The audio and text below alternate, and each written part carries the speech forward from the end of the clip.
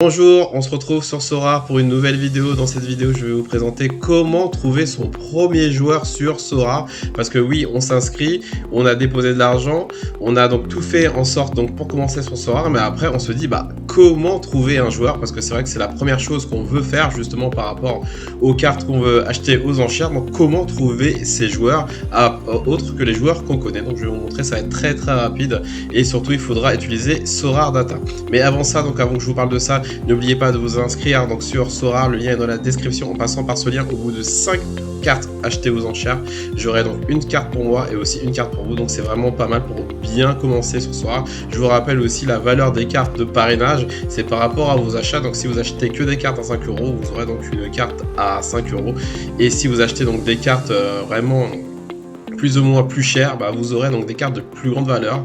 Par contre, vous attendez pas à avoir des cartes à 100, à 400, 500 €. Mais c'est sûr que si vous achetez des cartes à petit prix, vous aurez des cartes à petit prix. Mais c'est quand même un bon pas en avant pour vous lancer sur Sora. Maintenant, je vais vous montrer comment trouver donc ces joueurs. Déjà, utilisez donc Sora Data. Donc c'est vraiment une application indispensable à Sora parce que c'est une application avec toutes les stats. Vous aurez donc les valeurs des joueurs, le scoring des joueurs, aussi à quel prix sont partis les derniers joueurs. Donc c'est vraiment indispensable. Donc on va aller tout de suite sur Sora Data. Et en fait, pour trouver ces joueurs, donc vous allez avoir la barre de recherche en haut et ensuite vous allez cliquer sur la barre défilant sur Scout. Et ensuite, donc il y a deux moyens pour trouver les joueurs. Donc le premier moyen, je vais vous montrer, c'est le Player Finder. Donc vous allez cliquer sur le Player Finder. Voilà, j'y suis. Donc le Player Finder, c'est quoi? C'est vraiment un filtre de recherche pour trouver vos joueurs. Donc c'est très simple à utiliser. Donc là, vous voyez donc Finder the Player. Donc c'est en anglais. Vous pouvez traduire si vous voulez. Clic droit et faire traduire en français. Moi, je garde en anglais parce que c'est plus simple. Parce que la traduction est mal faite. Donc du coup, comment trouver les joueurs? Donc là, je vais vous montrer un exemple, comment trouver les joueurs. Et justement, on va trouver les gardiens. Parce que sur Sora, bien sûr, le gardien, c'est le poste le plus délicat, le plus difficile et surtout le plus cher, le plus compliqué à trouver. Donc on va essayer de trouver tout ça. Donc dans position, donc vous enlevez donc le défenseur, le milieu et l'attaquant. Voilà, la Sora, la licence, donc c'est licencié Sora, donc on laisse. Non licencié, c'est ceux qui n'ont pas de carte. Là, on met donc starter titulaire. Ensuite, donc on veut qu'il soit donc pas suspendu, pas blessé, pas de situation inconnue. Donc on laisse no injury et en suspension. Et ensuite, on filtre. Donc allez, on va à peu près mettre entre 19 ans et 35 ans. Voilà, donc tous les clubs. Voilà, on joue qui est vraiment tous les clubs. Et ensuite là, over the past 5 games, over 15, c'est par rapport aux 5 derniers matchs, 15 derniers matchs et 40 derniers matchs. Donc moi j'aime bien surtout me mettre ça, voilà, les 15 derniers matchs, mais on va bien sûr aussi mettre les 5 derniers matchs. Et ensuite de ça, donc le all-around score, donc c'est le score complet, le scoring divisé en deux phases, score décisif et score complet. Et on fusionne les deux et ça fait donc une note, un score sur 100. Donc là, on veut surtout que notre gardien soit pratiquement tout le temps titulaire. Donc on va mettre plus de 50%. On va mettre aussi à plus de 50%.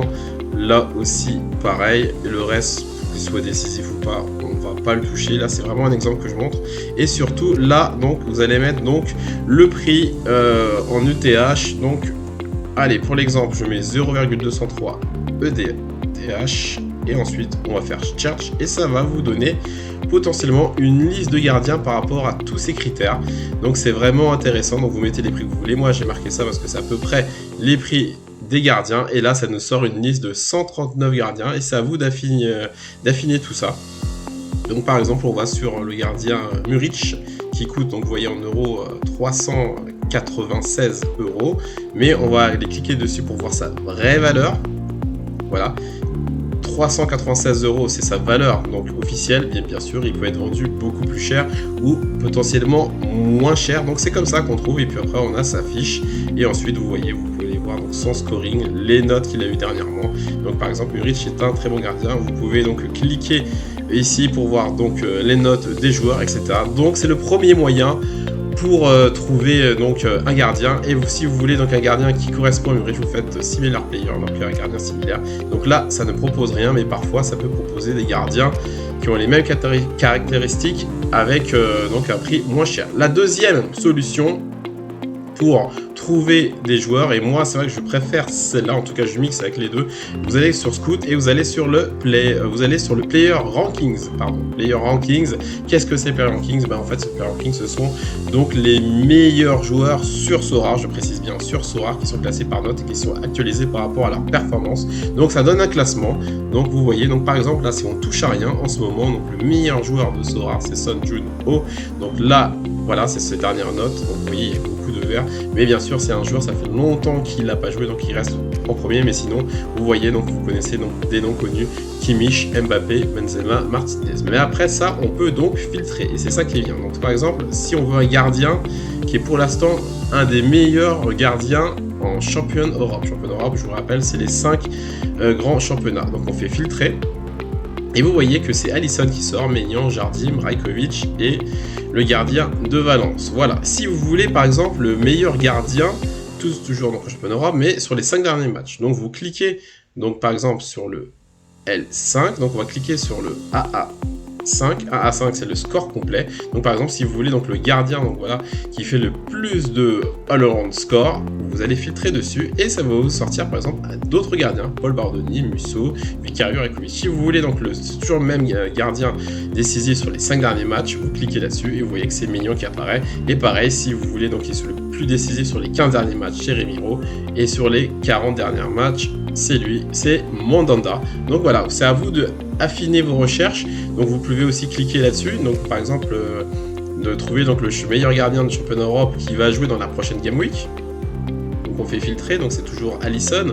Si vous voulez que des U23, vous cliquez là. Donc on va faire filtrer aussi.